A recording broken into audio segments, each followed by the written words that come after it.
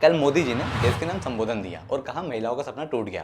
लेकिन असली कहानी क्या है, चलो 60 सेकंड में समझते हैं। 2023 में महिला आरक्षण बिल पास हुआ। देश ने कहा अब 33% सीटें महिलाओं को मिलेगी, लेकिन एक छोटी शर्त थी, पहले जनगणना होगी, फिर परिसीमन होगा, फिर सीटें बढ़ेगी और उसके बाद आरक्षण लागू होगा। यानी आरक्षण अभी नहीं, प्रोसेस पहले होगी।